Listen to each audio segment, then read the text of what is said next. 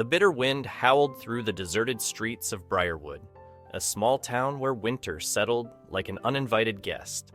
Midnight had just passed, and the town's clock tower struck 12, its chimes echoing through the empty alleys. Inside one of the last houses on Maple Street, a warm, golden glow spilled through the worn curtains.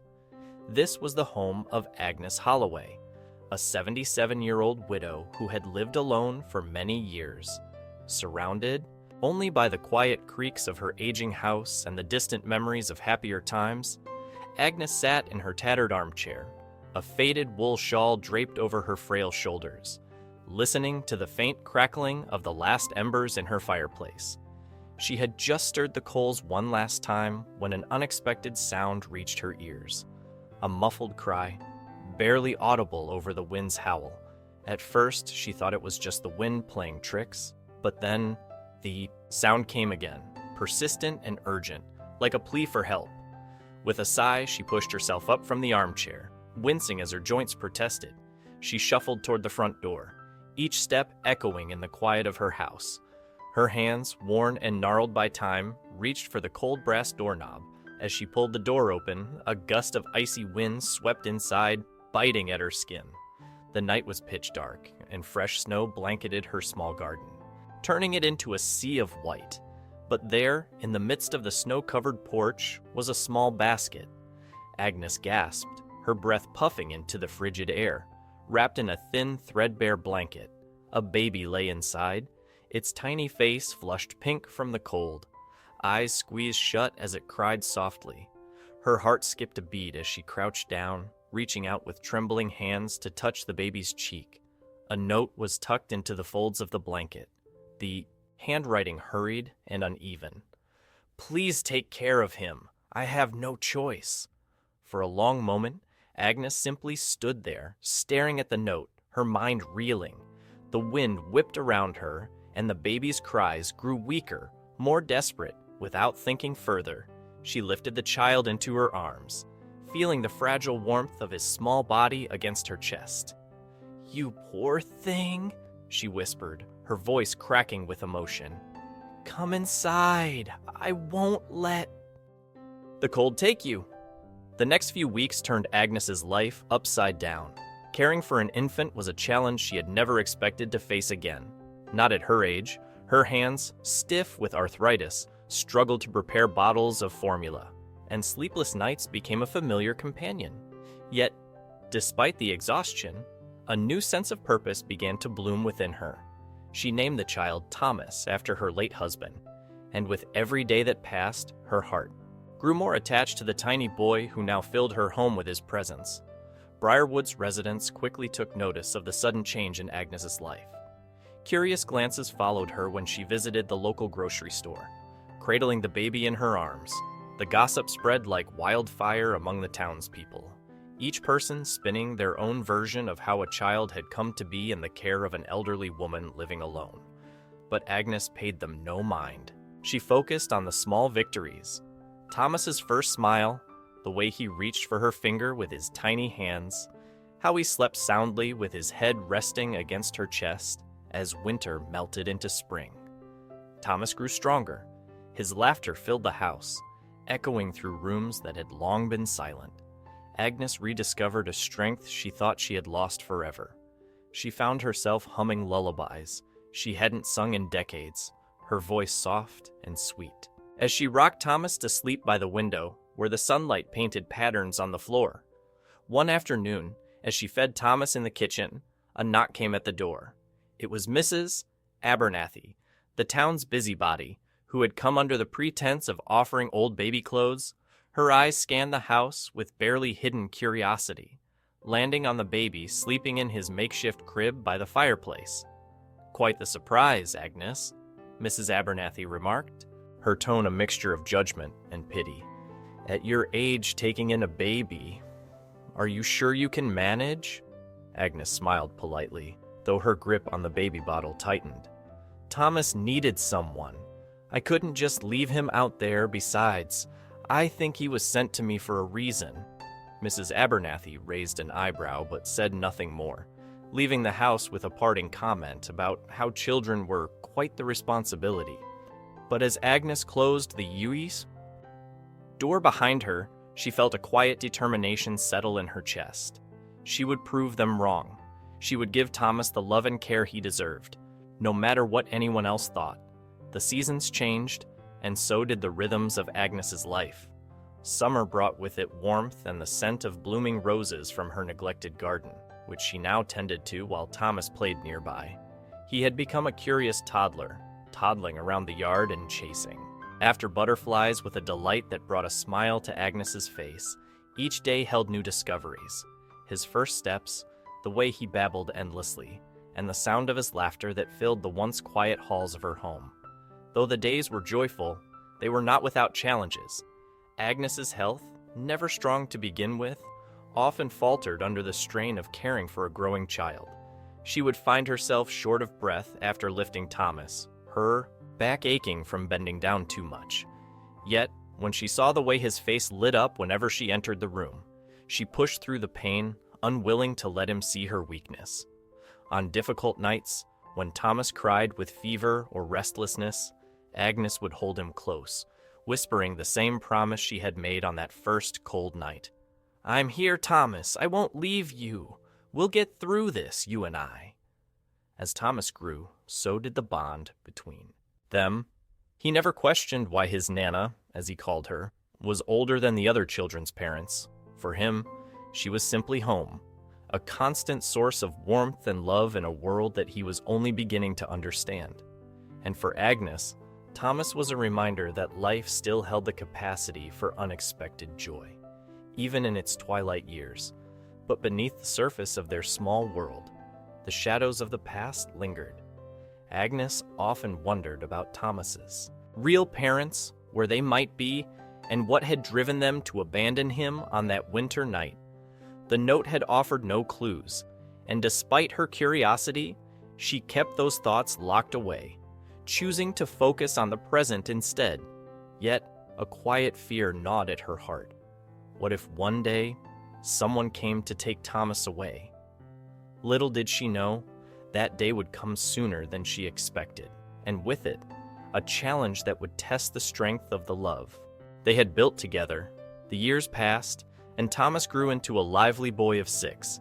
He was curious, always asking questions, and never seemed to tire of exploring the little house and the garden where he and Agnes spent so many afternoons together. As he grew, so did his understanding of the world beyond their home. He noticed the way people looked at them in town, the whispers that followed them down the street. But he never voiced these observations to Agnes, for her part.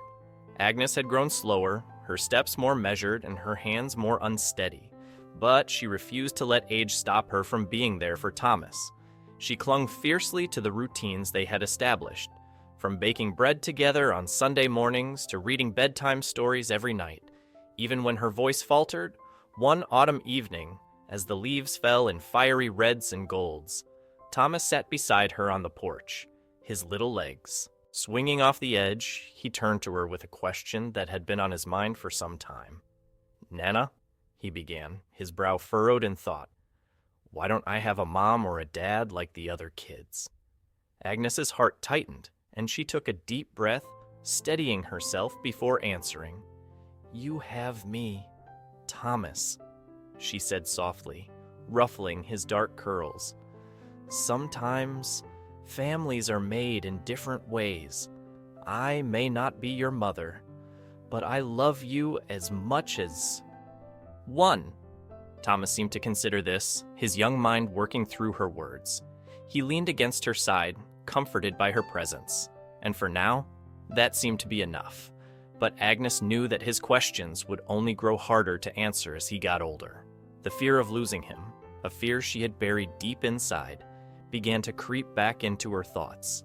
As the sun set, casting long shadows across the garden, Agnes held Thomas a little tighter, determined to protect their fragile world for as long as she could, but she couldn't help wondering what the future held for them both. As Thomas entered his teenage years, his bond with Agnes deepened, but so did the challenges they faced. He was now 13, a bright and compassionate boy with a natural curiosity about the world. He thrived at school, where he excelled in science and math, dreaming of becoming an engineer someday.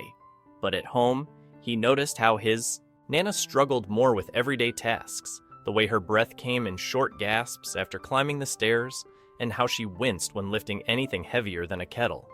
One afternoon, while they were baking in the kitchen, Thomas caught her leaning against the counter, her face pale as she tried to catch her breath.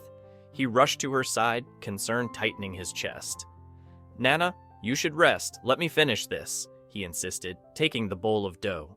From her trembling hands, Agnes shook her head, forcing a smile. "I'm fine, Thomas. It's just a little bit of age catching up to me." But the truth was, Agnes wasn't fine. The years of raising Thomas, of pushing herself beyond her limits, were starting to take a toll on her body.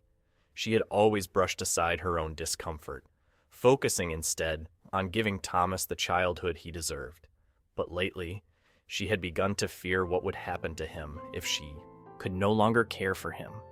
One night, after she thought Thomas was asleep, she sat by the fireplace, staring into the dying embers. Her thoughts drifted back to the note she had found with Thomas, hidden in a drawer all these years. She hadn't read it since that first night, but she knew its contents by heart. "Please take care of him. I have no choice." The words echoed in her mind, filling her with a sense of foreboding she couldn't shake. Unbeknownst to her, Thomas stood at the top of the stairs, watching her through a crack in the door. He saw the worry in her eyes, the way her shoulders sagged under the weight of unspoken fears. He had always thought of his Nana as strong, but now he realized that even the strongest hearts could carry hidden pain. Determined to help, Thomas resolved to take on more responsibilities at home, trying to ease the burden on Agnes's shoulders. He woke up early to prepare breakfast, learned to mend the fences in their yard, and even took a part-time job at the local grocery store to bring in a little extra money. Agnes protested at first, but she couldn't deny the relief his efforts brought. Despite their best efforts, a shadow loomed over their lives, one they couldn't quite name, but which grew heavier with each passing day.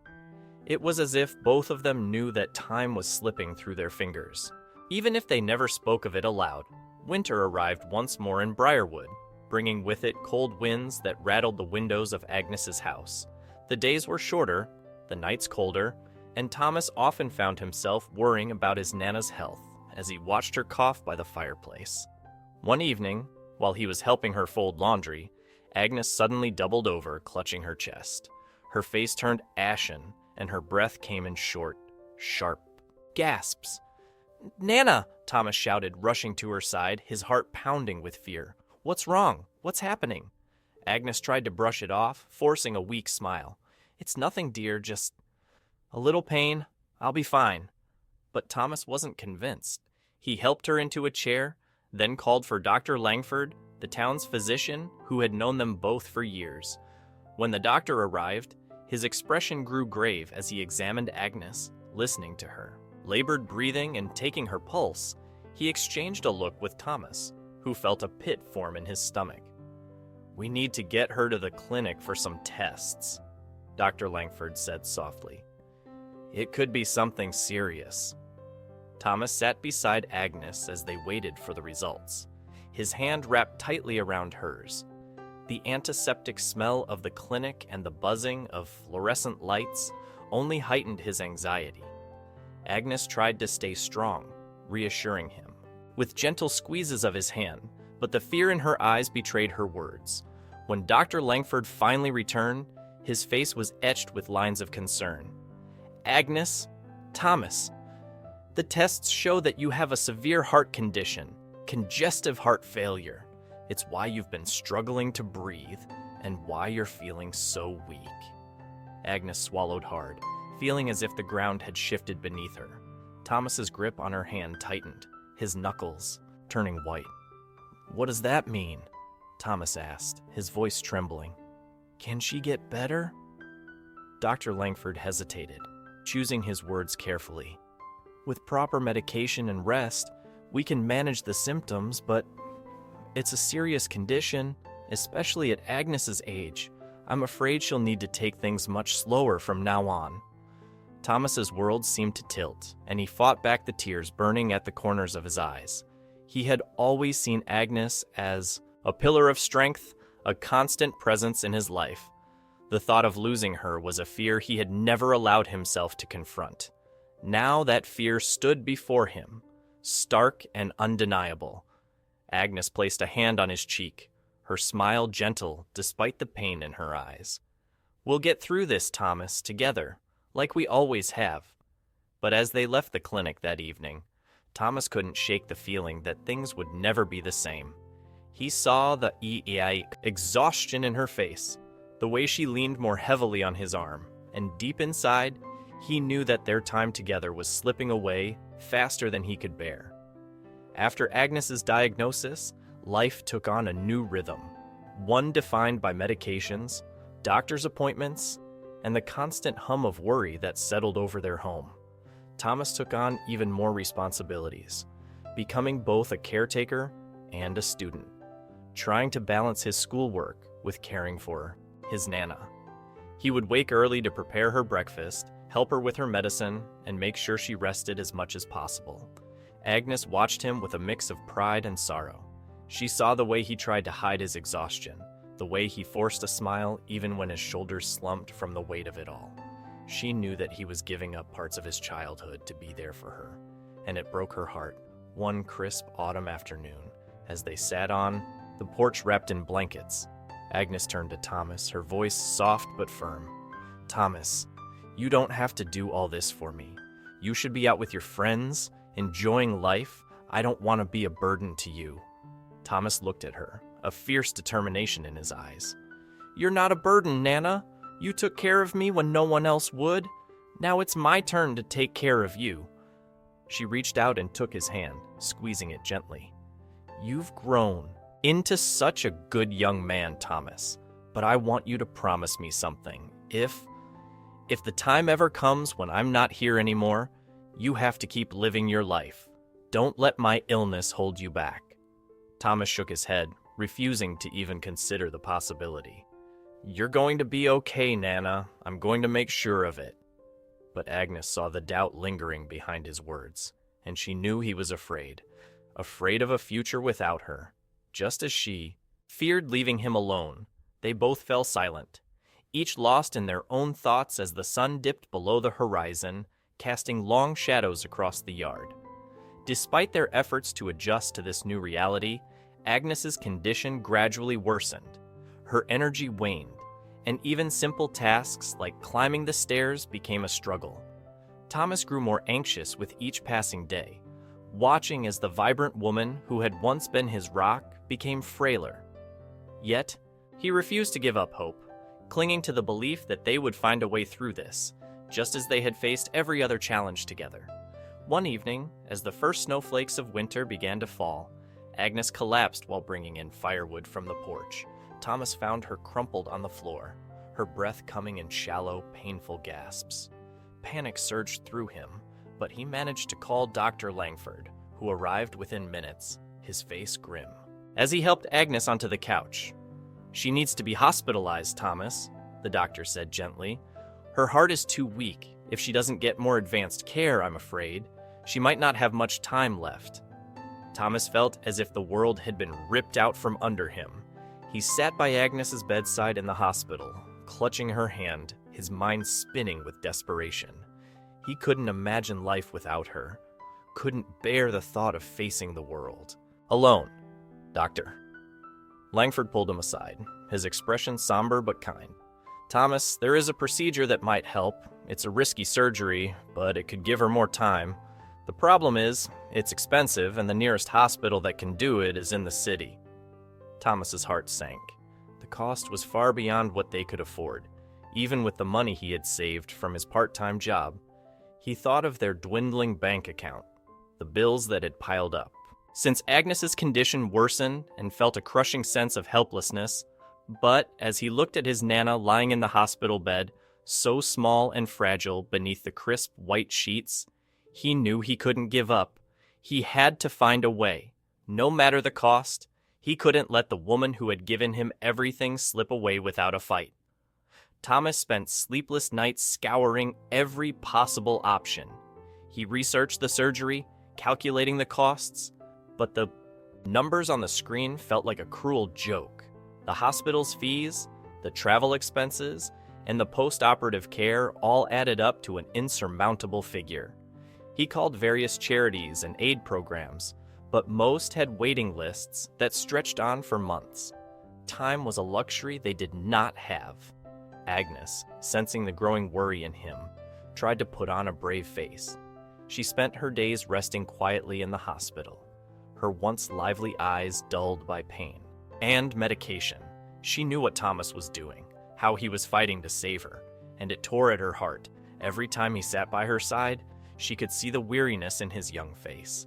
The lines of anxiety etched into his brow one afternoon as snow swirled outside the hospital window. Agnes reached out to him with a trembling hand. "Thomas, you don't have to do this. You've done more for me than I could ever ask for. It's okay. If it's my time..." But Thomas shook his head vehemently, his voice breaking. "No, Nana, I won't give up. You've given me everything, and I can't just let you go like this. I have to try." Agnes's heart ached for him, but she knew how stubborn he could be. She saw in him the same fierce determination she had once possessed when she first found him on her doorstep. She simply held his hand, wishing she could ease his burden, even though the days ahead seemed dark and uncertain. Just when it seemed like every door had closed, a chance encounter changed everything. One evening, as Thomas waited outside the hospital, lost in his thoughts, a man in a suit approached him. The man introduced himself as Mr. Whitaker, a local philanthropist who often visited the hospital to support families in need. He had heard about Agnes's situation through Dr. Langford and had come to offer a potential solution. "Thomas," Mr. Whitaker said, his voice gentle yet firm, "I've seen the love you and your Nana share, and it's clear how much she means to you. I can help cover the cost of her surgery and get her the care she needs. But there is something I need to ask of you in return." Thomas felt a flicker of hope flare to life in his chest, but his nerves tingled with caution. "What do you need from me?" he asked, his voice wary. Mr. Whitaker sighed, glancing toward the hospital where Agnes lay. "I don't have any children of my own, and I've always wanted to give a young person a chance at a better future. If I help you with your Nana's surgery, I would like you to come work for me once you finish school. You'd have opportunities, training, a real future." Thomas hesitated, the offer swirling in his mind. It sounded like a lifeline, one that could save Agnes and give him a path forward. But the thought of leaving her, of making a commitment that might take him far from Briarwood, filled him with uncertainty. Seeing the conflict in his eyes, Mr. Whitaker softened his tone. "Think about it, Thomas. You don't need to decide right away, but time is running out, and sometimes difficult choices are the ones that matter most."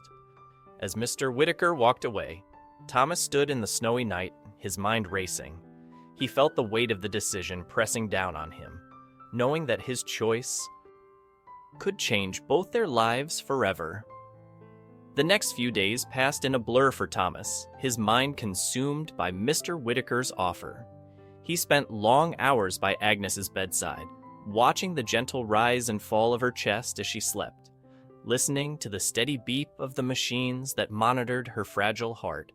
The hospital room felt like a world suspended in time, where the snow outside seemed to fall forever, and every hour felt like a ticking clock. Thomas knew that the surgery was Agnes's best chance, but the cost, both financial and personal, felt impossibly high. If he accepted Mr. Whitaker's help, it would mean committing to a future he hadn't chosen, a future that might take him far from the home he and Agnes had built together. But if he refused, he knew he might be condemning her to a fate he couldn't bear to imagine. One cold evening, as the hospital lights cast a pale glow over the snow outside, Thomas found himself walking through the empty corridors, his thoughts a tangled knot. He stopped at the chapel, a small room filled with flickering candles and the soft murmur of whispered prayers. He sat in one of the pews, burying his face in his hands. "I don't know what to do," he whispered into the stillness. I can't lose her. But what if I'm making the wrong choice? He didn't expect an answer, but a gentle voice spoke from behind him. It was Dr. Langford, who had come to check on Agnes and found Thomas in the chapel. "Sometimes, Thomas," the doctor said, sitting beside him, "we don't get to choose the easy path. We just have to choose the one that lets us live with ourselves." Thomas nodded. Though the weight of the decision still pressed heavily on his chest, he realized that saving Agnes's life might mean letting go of the life they had known. But if there was a chance to give her more time, wasn't that worth any sacrifice? With a deep breath, he made his decision. The next morning, Thomas met Mr. Whitaker outside the hospital, the cold air biting at his face. He looked the man in the eye, his voice steady even as his hands shook. "I'll accept your help," Thomas said. "If you pay for my Nana's surgery, I'll come work for you after I graduate. Just please save her." Mr. Whitaker nodded, a hint of relief softening his stern features. "You've made the right choice, Thomas. I'll make the arrangements immediately, and I promise, your Nana will get the best care possible." Thomas returned to Agnes's hospital room, feeling both a sense of hope and a hollow ache in his chest. He sat by her side and told her about Mr. Whitaker's offer, watching her face carefully as she absorbed the news. Agnes's expression was pained, her eyes glistening with unshed tears. "Oh, Thomas," she whispered, reaching out to cup his cheek. "I never wanted you to have to make a choice like this. I'm so sorry." But Thomas shook his head, covering her hand with his own. "Nana, you've always put me first. Now it's my turn. I'm doing this because I love you and because I need you to be here with me. For a little longer." Agnes pulled him into a hug, her frail arms holding him tightly, as if she could keep the world from changing through sheer will. Alone, but they both knew that their lives had already been altered, that the promise Thomas had made would carry them down a path they couldn't turn back from. As the hospital staff began preparing Agnes for the transfer to the city, Thomas stayed by her side, his thoughts a mixture of hope and fear. He knew that the surgery would be dangerous, but it was the only chance they had left. All he could do now was hold on to the belief that they would find their way through this, just as they always had. The day of the surgery arrived under a sky heavy with snow, the city blanketed in white as Thomas watched Agnes being wheeled into the operating room. Her face looked so small and pale against the stark hospital sheets, but she managed to smile for him, lifting her hand in a small, shaky wave. Thomas squeezed her fingers, trying to mask the fear that churned inside him. "I'll be right here, Nana," he said, his voice firm despite the tremor in it. "I'm not going anywhere." Agnes nodded, her eyes glimmering with unshed tears. "Remember, Thomas, no matter what happens, you've already given me more than I could ever ask for." Thomas held on to those words as she disappeared behind the swinging doors, leaving him alone in the cold, sterile hallway. He settled into one of the uncomfortable waiting room chairs, trying to ignore the ticking of the clock on the wall and the anxious thoughts that pressed in on him from all sides. He thought of Mr. Whitaker's promise, of the future he had agreed to, and wondered if he had made the right choice. Hours stretched on, each one more excruciating than the last. Nurses passed by, their faces neutral, offering him brief nods but no news. Thomas found himself praying silently, reaching out to whatever higher power might be listening. He had never been particularly religious, but at that moment, he would have bargained with the universe itself if it meant bringing Agnes through the surgery safely. Finally, after what felt like an eternity, the surgeon emerged, his expression guarded. Thomas stood up so quickly that his legs wobbled, his hands clenching into fists to keep them steady. How is she?" Thomas asked, his voice barely a whisper. The surgeon took a deep breath before speaking. "The surgery was complicated, and there were moments when we weren't sure she'd make it through, but she's stable now. It'll be a long road to recovery, and she'll need a lot of care, but there's hope." Thomas felt his knees buckle with relief, and he sank back into the chair, covering his face with his hands as tears of gratitude spilled over. He knew that the battle wasn't over, but the glimmer of hope was enough to keep him standing, enough to keep him believing that maybe, just maybe, they would find their way back to the life they had known. The following weeks were a blur of hospital visits, physical therapy sessions, and cautious optimism. Agnes was moved to a private room where she slowly regained her strength, each day a small victory over the frailty that had threatened to consume her.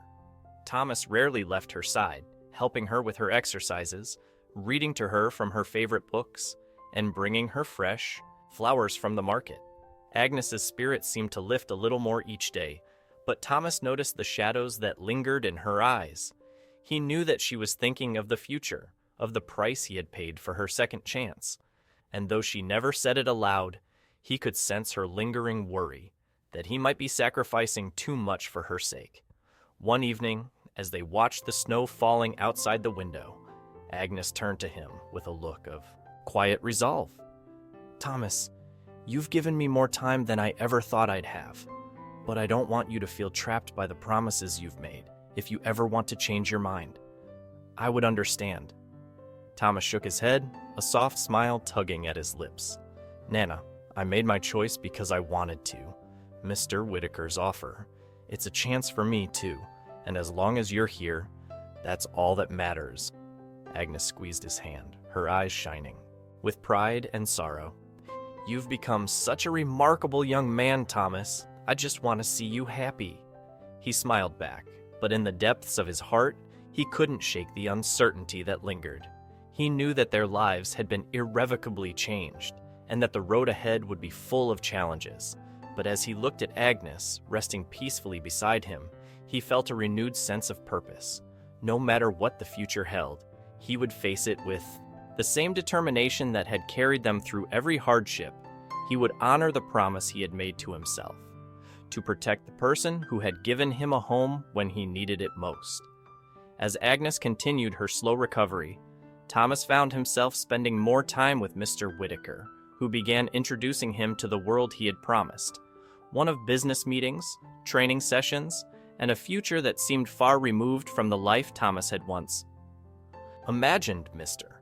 Whitaker was a stern but fair mentor, guiding Thomas through the basics of management, finance, and negotiation. It was a lot to take in, and at times Thomas felt overwhelmed, but he pushed through, determined to honor his commitment. Agnes, though still weak, took comfort in seeing Thomas find his footing. She watched as he navigated this new chapter of his life with a sense of purpose, though she couldn't help but worry about the toll it took on him. He had sacrificed so much to save her, and now he was stepping into a world that seemed to demand even more. One evening, as Thomas returned from a long day at Mr. Whitaker's office, he found Agnes sitting by the window, her face softened by the dim glow of the lamp beside her. She looked at him with a wistful smile, the wrinkles around her eyes deepening. "You're working so hard, Thomas," she said, her voice tinged with both pride and concern. "I just hope you remember to take care of yourself, too." Thomas sank into the chair across from her, rubbing the back of his neck. "I'm doing this for us, Nana. It's not easy, but Mr. Whitaker's given me a chance to build something, a future for both of us." Agnes reached out and touched his hand, her grip surprisingly strong. "I know you're doing this out of love, and I'm so proud of you, but don't let yourself get lost in his world. Remember who you are and what truly matters to you." Thomas nodded, but deep down, he felt a flicker of doubt. He had grown accustomed to the constant pressure, the relentless pace of his new life, but he wondered if he was losing sight of the simpler things that had once brought him joy. As he sat there with Agnes, listening to the gentle ticking of the clock, he realized that the weight of his choices still lingered, a constant reminder that the path he was on was not without its costs. As winter melted into spring, Agnes's health continued to improve, and she was finally able to return home. The small house in Briarwood, once filled with the chill of uncertainty, now felt like a place of warmth and renewal. Yet, as Thomas settled back into their familiar routines, he found that things had changed between them. With his new responsibilities, Thomas was often away, working late at Mr. Whitaker's office, or attending meetings in the city. Agnes, though grateful for the support they had received, couldn't help but feel the growing distance between them. She missed the days when they had spent quiet afternoons together, talking about their hopes and dreams. Before life had become so complicated, one evening, as Thomas rushed through the door, his arms full of papers and his phone buzzing with messages, Agnes gently touched his arm, halting him in his tracks. "Thomas, sit with me for a moment," she said, her voice quiet but insistent. "I miss our talks."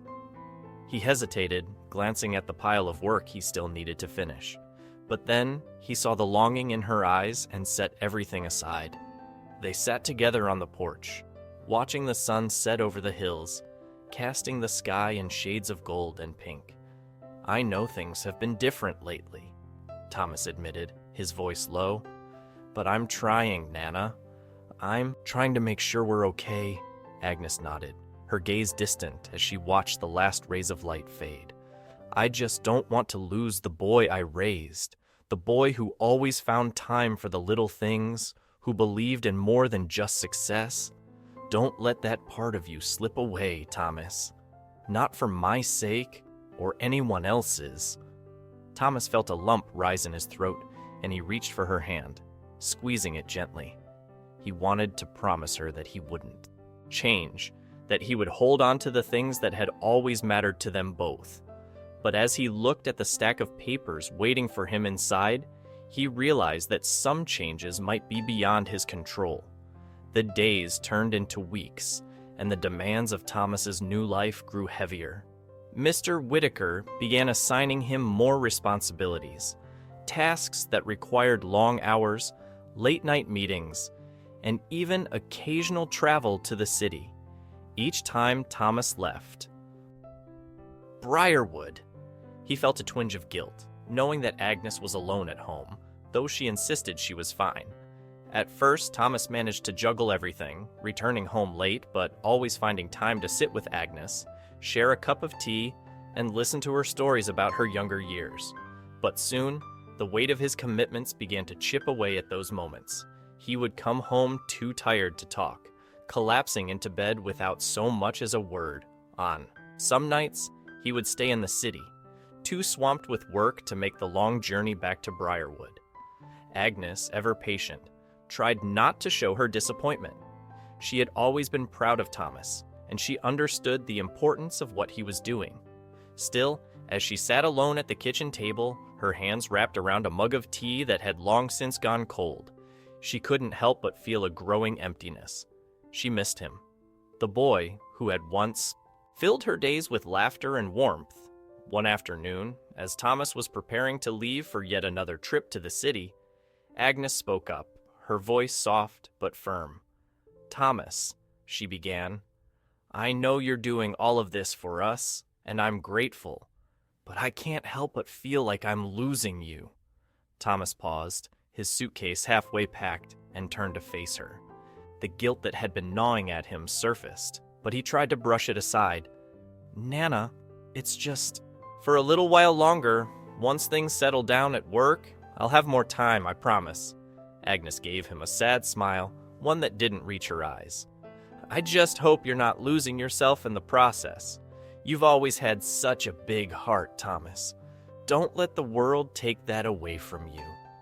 Her words stayed with him as he left for the city that day, echoing in his mind as he sat through meetings, his thoughts drifting back to the quiet house in Briarwood. He had made a promise to Agnes, one that he had never intended to break, but the reality of his new life was pulling him further and further away, and he couldn't shake the feeling that something precious was slipping through his fingers. As Thomas's responsibilities at work increased, so did his success. Mr. Whitaker praised him for his dedication and work ethic, and soon Thomas found himself promoted to a higher position within the company.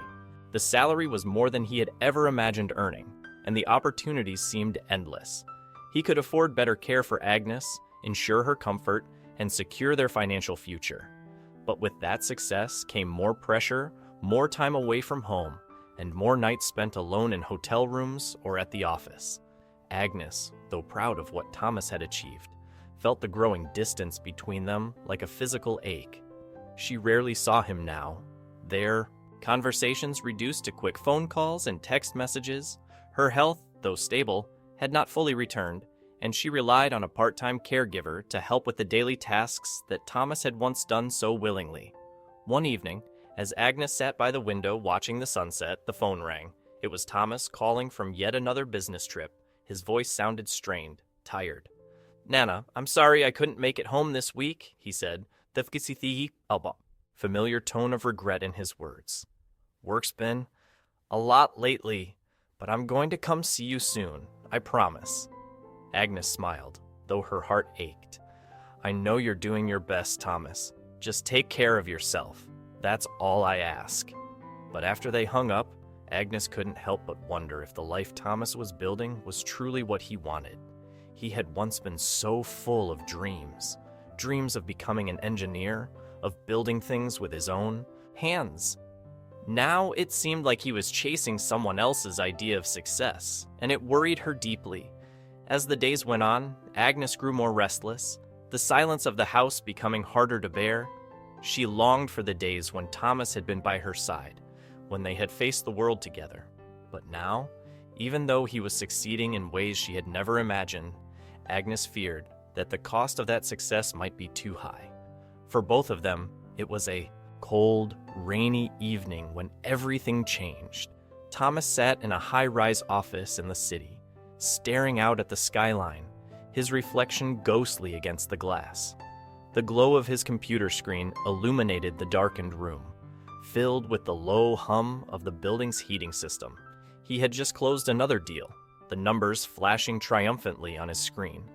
But instead of the satisfaction he had once felt, there was only a hollow emptiness as he glanced down at his phone.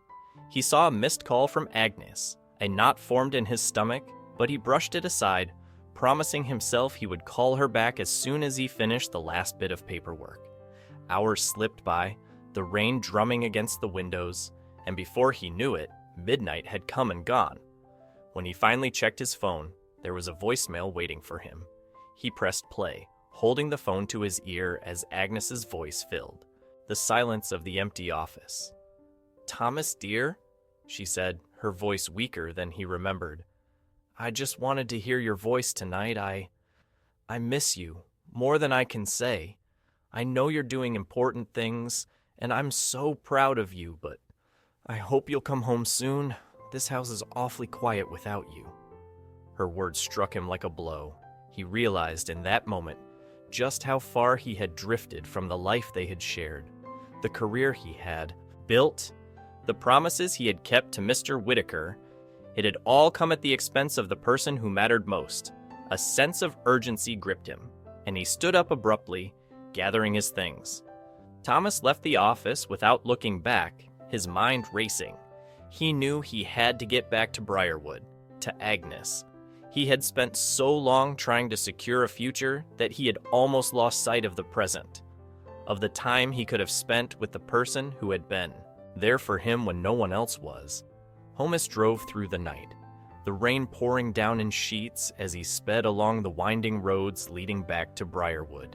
His thoughts were a jumbled mess, regret, hope, fear, all swirling together as he pushed the car faster, his hands gripping the steering wheel tightly. When he finally arrived, the sun was just beginning to rise, casting a pale light over the familiar streets. He parked outside the little house and ran up the steps, his shoes splashing through the puddles that had formed overnight. He fumbled with his keys, his heart pounding, and pushed open the door. "Nana?" he called out, his voice echoing through the quiet house. He found Agnes in her bedroom, resting in her armchair by the window. She looked up as he entered, a faint smile spreading across her face when she saw him. But Thomas could see the toll the past few months had taken. Her face was thinner, her skin paler, and there was a weariness in her eyes that made his chest ache. "Thomas," she whispered, her voice barely more than a breath. "You came back." Thomas knelt beside her, taking her hands in his. Tears filled his eyes, and he struggled to find the words he had rehearsed during the drive. "I'm so sorry, Nana," he said, his voice breaking. "I thought I was doing the right thing, but I should have been here with you. I've missed so much time, and I don't want to lose any more." Agnes reached out, brushing her fingers through his hair, just as she had done when he was a child. "Oh, my dear boy," she said, her own eyes glistening. "You've given me everything I could have asked for, but all I ever really wanted was to see you happy, to know that you were living the life you deserved." Thomas nodded, pressing her hands to his lips, his heart aching with the realization of how much he had taken for granted. "I promise, Nana. I'm here now, and I'm not going anywhere." Over the next few weeks, Thomas stayed by Agnes's side, tending to her needs, reading to her by the fire, and sharing the stories he had been too busy to tell before. They laughed together, reminiscing about old times, and for the first time in a long time, the house felt warm and alive. But as the days passed, Thomas couldn't ignore the signs. Agnes's breaths growing, shallower, her movements slower. He knew that their time together was drawing to a close, but he cherished every moment, determined to make the most of the time they had left. One crisp morning, as the first frost dusted the garden, Agnes took Thomas's hand and held it close to her heart. "You're going to be all right, Thomas," she said, her voice barely a whisper. "You have a beautiful life ahead of you, and I'll always be with you. Right here." Thomas nodded, tears streaming down his face. He held her close as she took one last shuddering breath, her hand going still in his. And just like that, she was gone, leaving behind a quiet peace that filled the room. He stayed by her side until the sun rose fully, its light streaming through the window, casting golden rays over the woman who had been his whole world. He knew that her passing was not an end, but a part of the promise they had made to each other, a promise to keep living, to carry forward the love they had shared in the weeks that followed Agnes's passing. Thomas returned to the life he had built, but he did so with a new perspective. He kept his job with Mr. Whitaker, but he set boundaries, making time to return to Briarwood regularly, to tend to the house that held so many memories. He took up the hobbies he had once loved, building things with his hands, designing small projects, and dreaming of the future that Agnes had always believed in. The pain of her loss never fully faded, but it became a part of him, a source of strength, a reminder of the love that had shaped his life. And every time he walked through the old house, he could almost hear her voice, feel her presence in the warmth of the sun through the window. In the quiet moments when the world seemed to pause, Thomas knew that he would carry her memory with him wherever he went, and that as long as he kept her close in his heart, she would never truly be gone.